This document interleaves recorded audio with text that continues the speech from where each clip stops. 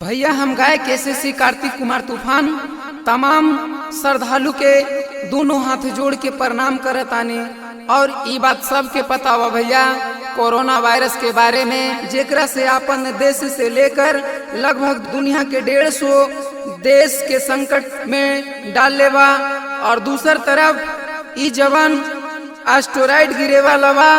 एक समय के बात बा भैया कि यही एस्टेरॉयड डायनासोर के दुनिया के खत्म कैले रहे, और वही एस्टेरॉयड फिर हमनी के मानव दुनिया में गिरे वाला बा।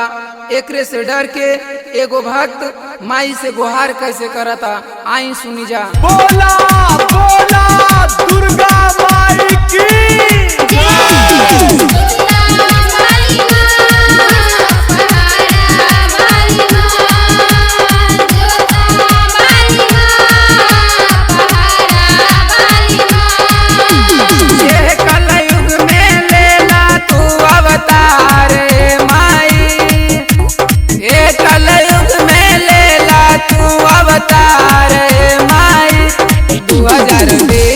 आवता भूकंप बचल संसार माई, 2020 में आवता भूकंप बचल संसार माई।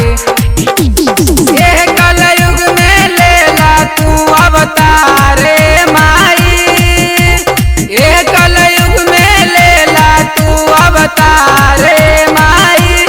2020 में आवता भूकंप बचल संसार माई।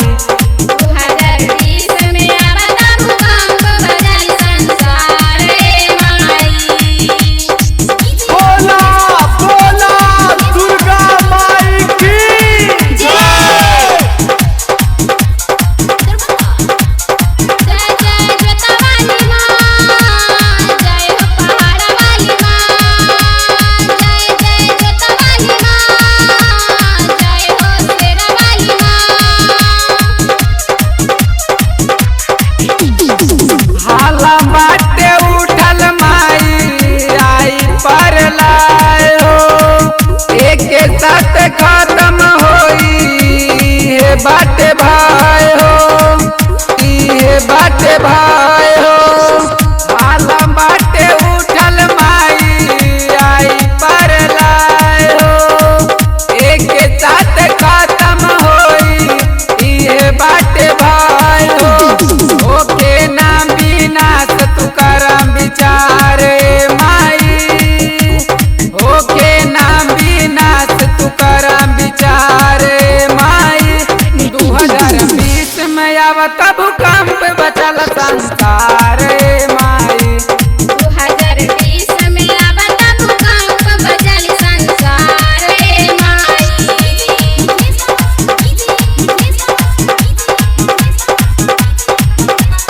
जय जय जोता वाली माँ, जय हो पहाड़ा वाली माँ, जय जय जोता वाली माँ, जय हो शेरा वाली माँ। बोला बोला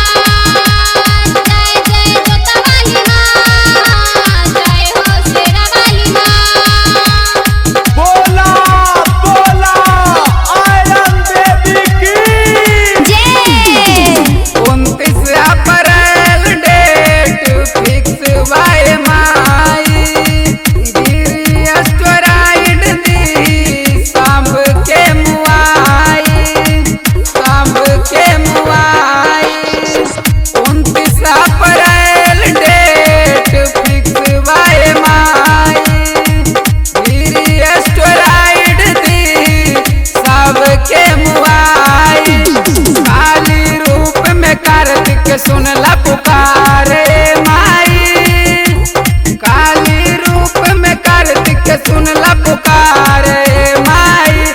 2020 में आवता भूकंप बचल संसार माई, 2020 में